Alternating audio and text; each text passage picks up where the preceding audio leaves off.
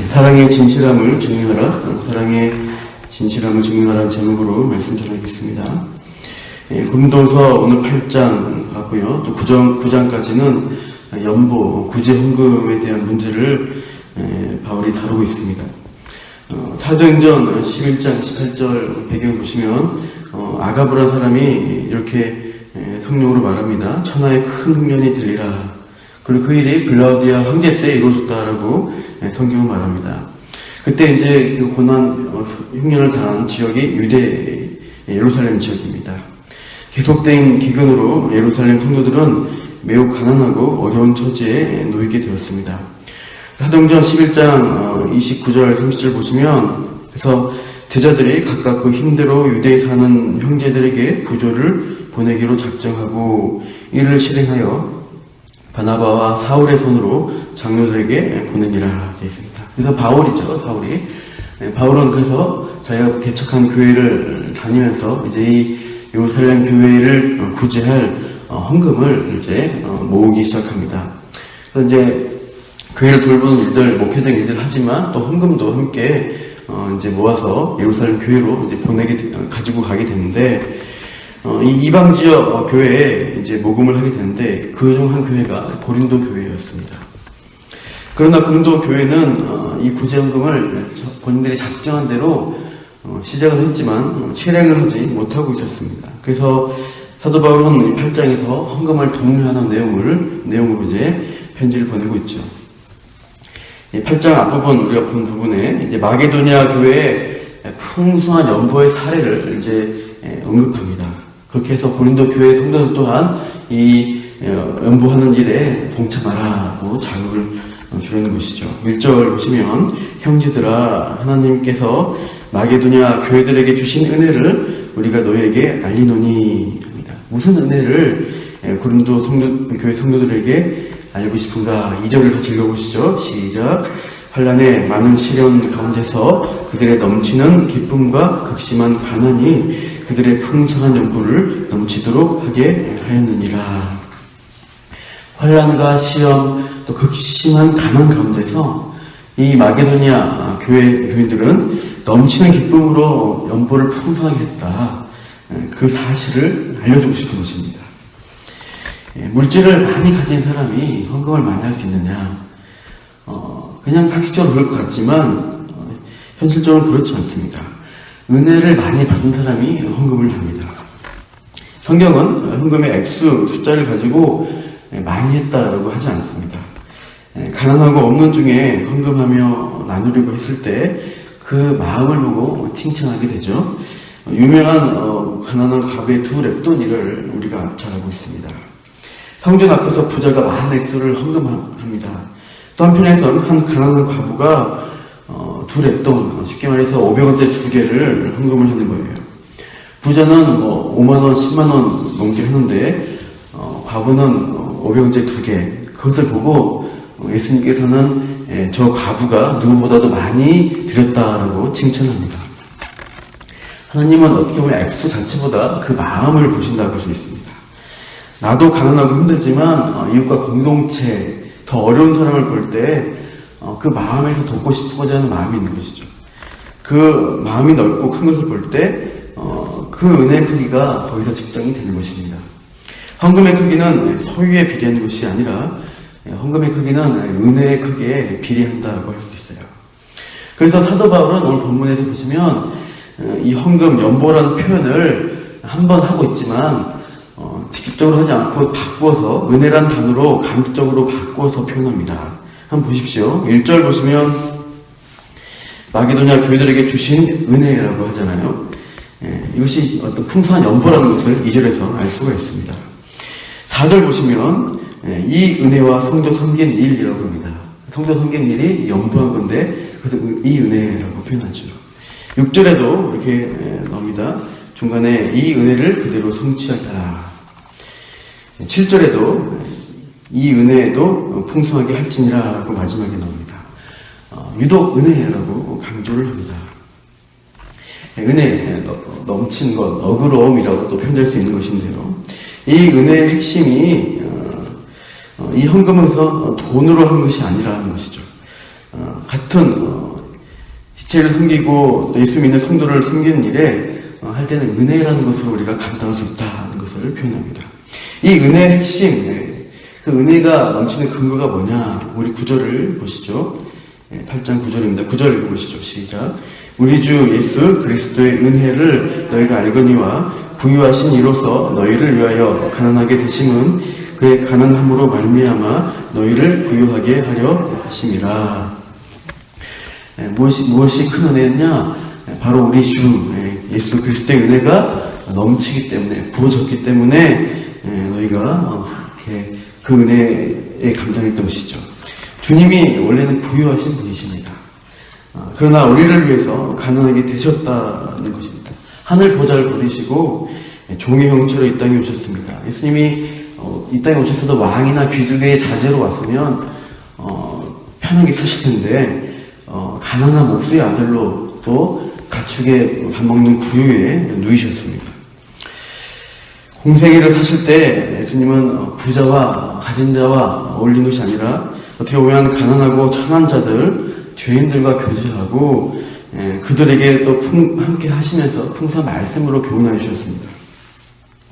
그리고 십자가에 죽기까지 복종하신 순종을 이루셨습니다. 원래 그 순종은 우리가 이루어야 될, 죄인들이 이루어야 할 순종인데 우리가 할 수 없기에 주님께서 온전히 순종함으로 의를 이루셨습니다. 그래서 믿는 자에게 풍성한 그 의를 나눠주시는 그 믿음의 은혜를 주시는 것이죠. 그러면서 우리를 부여하신 그 은혜를 받은 사람들은 예수님을 따라서 우리도 또한 나눌 수 있고 또 다른 사람을 도울 수 있는 너그러움과 은혜가 생긴다는 것이에요. 10절에 보십시오. 고린도 교회는 이 연보로 어려움 당한 다른 교회 성도 섬긴 일에 1년 전에 작정을 했습니다. 그러나 교회 안에서 여러 가지 혼란을 겪게 됩니다.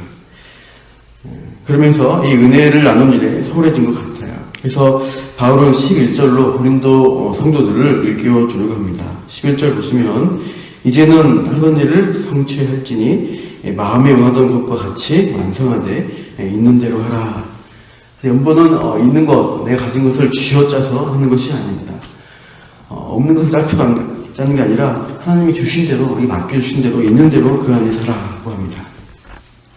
더 근본적인 것을 말씀하시는 것은 12절이죠.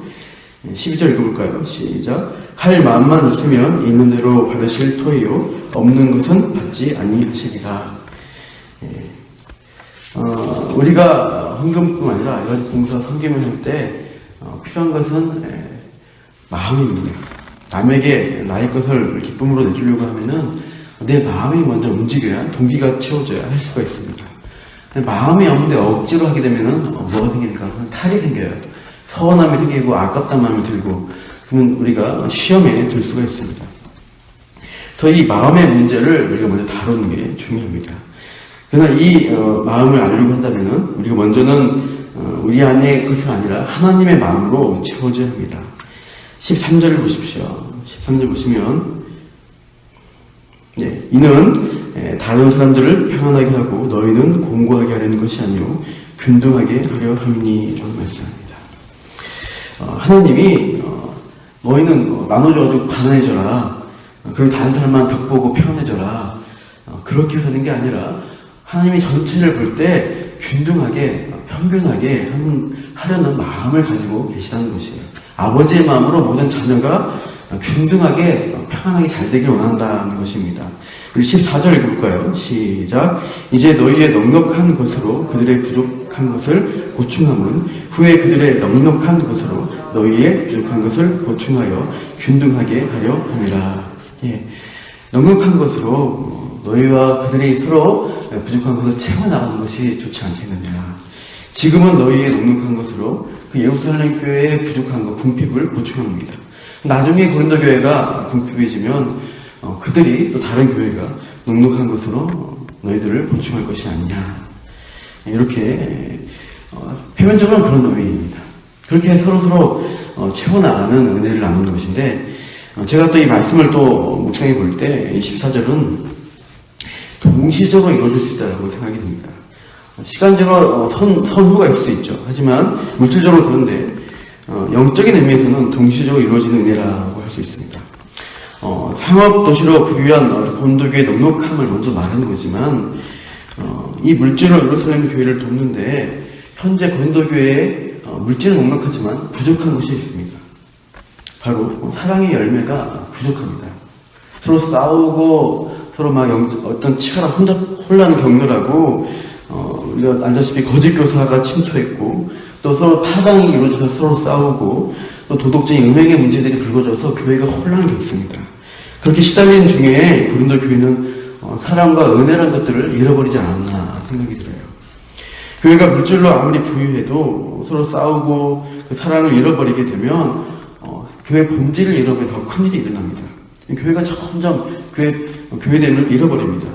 그러나 하나님 원하시는 거예요. 서로 사랑하고 섬길 때, 나눌 때 하나님이 그 교회 안에 채우신 은혜를 경험하게 된다는 것이에요. 15절을 보십시오. 마지막. 거기 보시면 많이 거둔 자도 남지 아니하고 적게 거둔 자도 모자라지 아니했다. 이것은 만나 사건입니다. 출애굽 백성이 광야에서 만나를 거둘 때 많이 거둔 자나 적게 거둔 자나 남거나 부족하지 않았다라는 그 말씀이죠. 그렇게 하나님이 자기 백성들을 돌보시는 은혜를 베푸신 분이시라는 거죠.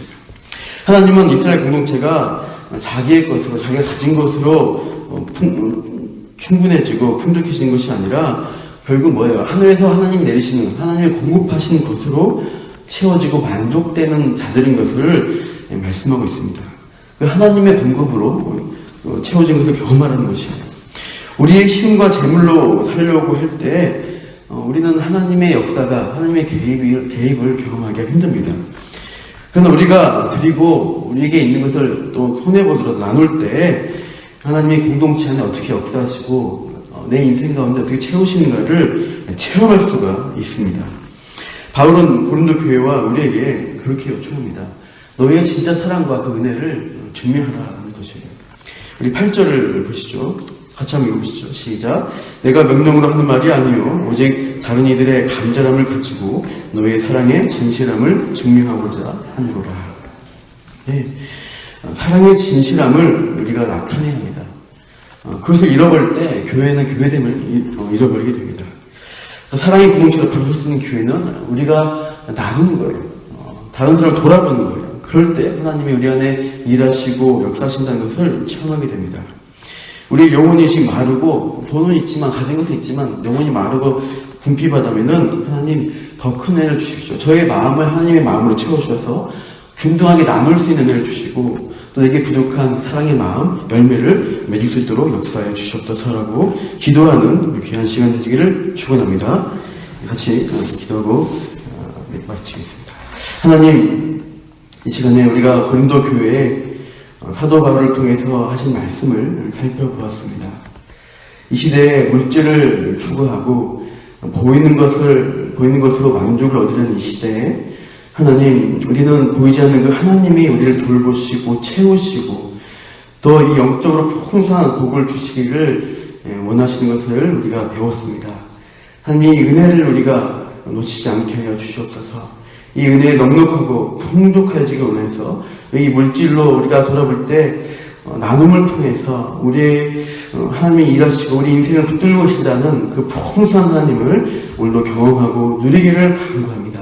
내일도 주일을 삼하며 나아갈 때 말씀 가운데 풍성하게 하시고 또 우리가 헌금과 물질에 있어서도 풍성하게 나눌 수 있도록 주님 우리의 마음을 채워 주시옵소서. 감사하며 이 모든 말씀 예수님 이름으로 기도합니다.